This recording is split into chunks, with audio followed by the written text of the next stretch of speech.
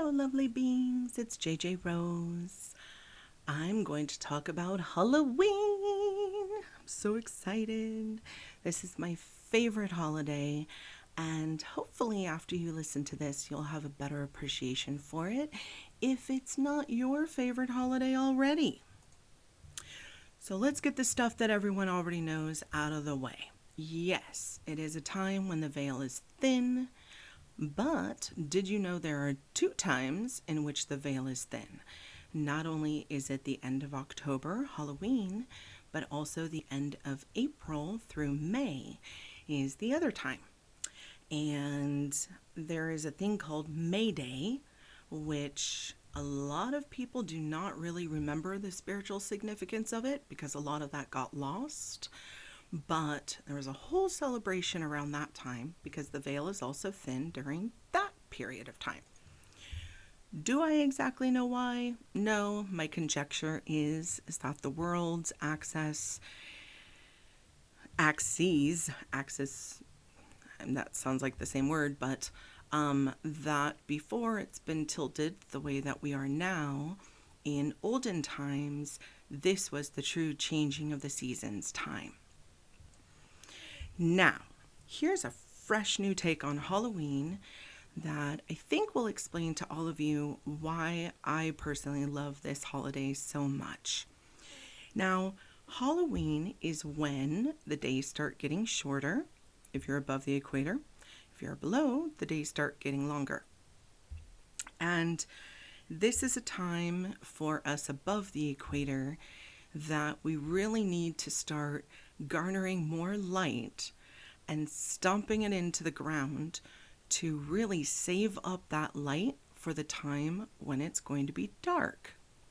Now, vice versa, if you are below the equator, this is a time when the darkness starts easing and you start having more daylight, in which case you are kind of being rejuvenated during this time. So obviously, I live above the equator, so for me, this is a time I'm doing lots of walks. Not only is the weather so much better, so you can actually walk without, having your face burning off from blistering heat, but as I'm taking walks, I'm pulling in the light and I'm stamping it into the ground. And I'm doing that to really store up light within the earth and within my area for the time when it's going to be darker. Now, as we're talking about storing up light, I'm not just talking about sunlight. Sunlight obviously is a thing that's changing during this time, but when it's darker longer outside, that's usually when the darkness comes to play a little bit more, and especially with the veil being thin, and we're able to peer in and things are able to peer out and sometimes cross over. So Halloween for me is not one day. It's actually 4 days. We have All Hallows Eve, Halloween, the next day, Halloween is also Samhain, and then we have All Saints Day, which is November 1st, and then November 2nd, we have Dia de los Muertos, which is Day of the Dead, which is a day when people are honoring those loved ones who have passed away. Now again, why would all these different cultures who are on different continents have pretty much the same holiday around the same exact time? Probably because as the collective, everyone is feeling from ancient days that this is a time when the veil is thin, and this is a time when our dearly departed are able to come over much more easily, but as well as they're able to come over, other things too are able to come over, which is why it's important for me personally to really embed the light into my area. And within myself, within my home, I usually have all the blinds and curtains open and letting all the sunshine I possibly can in, as well as a nice fresh air, so that I'm really building up that light base within my home so that when the days are long with darkness, I have an extra nice supply. This is also part of jack-o'-lanterns. So when do jack-o'-lanterns typically get lit? At night. And again, it is shining a light through the darkness. And if you think of it that way, it's not an evil holiday at all. It's beautiful, actually. You are shining a light through the darkness. Now, if you do scary jack-o'-lanterns, that's fine. You are actually trying to scare what scares you. And I personally love this concept because it's the same way of dressing up. Like when people wear costumes, you're trying to dress up to scare what scares you. It's actually really powerful and a day of courage.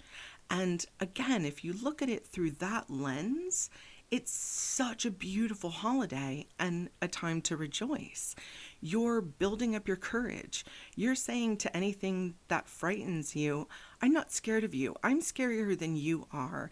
Therefore, I can have power over it, personal power over what I am fearful of, and not let it affect me in a negative way. I can use it, I can grow from it, but I don't have to let it torment me or frighten me. This is also a time when lots of beautiful squash are being grown, again above the equator, and vines are happening. And when these vines are growing, I want you to think about what these vines signify in your life. Because vines, much like cords, can be embracing, they can embrace things, they can tie things together. If you've ever looked at how a pumpkin or a squash grows, they get these little curlicues off of the actual vine itself, and those curlicues will actually attach to objects and or other plants to help anchor the vine as well as grow the plant further along. They're kind of like feelers, right? Like almost like a cat with its whiskers. They are feeling out where it is safe for the vine to grow. And if you think of that in regards to your spiritual cords between you and other people, or you and things even, think of those vines and make sure that you do a cord check-in with yourself and you're making sure that your cords are healthy, much like the vines. There are times when vines get mold and they can't grow anymore and they wither and they die because they're not healthy and they weren't being maintained properly, and maybe too much water or not enough sunlight, and therefore they go stagnant or they get moldy and they die. What does that signify to you and your cords in your life? Are there vines that need to die, or are there vines that need to be properly maintained and make sure that they're nice and happy and healthy? And what little curlicue feelers do you have out there in the world to make sure that you're growing in the best possible direction for you, in a safe, not, I don't know what I was going to say there, in a safe and healthy direction? So much like we look at the vines growing in this time period, take those vines and take it a step further and look at it from the cords within you and your spiritual path, your personal path, and how you're growing, and make sure that you're being nourished. Make sure that you're growing in the right direction. Make sure that your feelers are out there and you're listening to your guides that are probably going to end up getting very loud very soon, because that's always what happens. And as much as I love this time period, and I love all the happy campy stuff about Halloween. I love the happy jack-o'-lanterns, and I love like the fun, Halloween movies, not the super scary, gory stuff. That's a little rough for me, but like the fun, happy stuff and the cartoons, and shout out to The Simpsons. I've watched every single Treehouse of Horror because for whatever reason, that gives me joy. Let me have it. Disney's Halloween. I don't think they have actually played the one that I grew up with, but it was fantastic. It had all these little vignettes and fun little songs, and definitely was really popular in the 80s and 90s. If you find that and you're able to watch it, just embrace that joyful, playful side of your inner child. And don't forget your inner child. I mean, even though Halloween, a lot of people say, like, oh, that's a kid's holiday, you're an adult. I still want to embrace my inner child. I don't want to fully be an adult all 100,000% of the time. I still want to be happy and playful. And your inner child also wants you to be happy and playful and not forget them. And have fun and have joy. And it's okay to have joy with silly stuff once in a while. I mean, this is your life, right? Why waste your time being super serious and everything has to be like doom and gloom and so serious? That's no way to live. That's stressful. And who needs more stress? The world is already stressful enough as it is. So if I can impart anything to you with this strange little Halloween episode that I'm talking about, it's embrace your inner child. Remember, this is a time to be bold and brave and stand up with courage.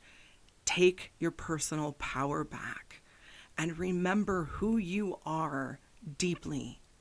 All of you. All of you are special. All of you are bright lights that some of you have dimmed yourselves, some of you have put a cloak on, but it's time to shine, babe, okay? It's time to shine. And shine your light out into the world. And especially when the darkness comes, that's when we need all of your light, more so than ever. And whether your light is shining on just the one clerk at the grocery store that you're seeing, or you're just taking a walk and you're smiling at a neighbor who's also walking, you don't know how you're affecting someone else's day. So really, really enjoy this time. Orange is a wonderful reminder of our second chakra. And again, that also goes back into our inner child and being playful and fun and protected and remembering your personal power and remembering the light and shining. Now, since I believe everyone is sensitive in some capacity, this really kickstarts the time frame when the veil starts thinning. So this is a wonderful time if you haven't started really slowing down and paying attention to the spirit teams and the messages you're getting. Everything is about to get louder and louder and louder. And I mean that because I know for me, being as sensitive as I am, this is the time frame when the volume knob on the radio really starts ramping up and fun things starts happening and lots of messages. And again, you want to make sure that you're shining your light bright, because that also, along with bubbling and doing all of your protective measures, makes sure that you're able to get the messages that you are supposed to be receiving and you're getting them clearly. A lot of you will start getting messages from some of your family and friends who have departed, whether it's your fine little tokens or items, things that would remind you of them. I'm not saying dwell on them in a sad way, more so be happy if they're stopping by and they're giving you a gift, especially if it's something unexplained or unexpected happens that you're saying, how did that physically occur? That doesn't make sense. But that spirit giving you a gift, that is someone taking the time to come back and give you a little token or a little reminder. Hey, I'm here, stopping by, I love you, or whatever the message is to help you along with your path.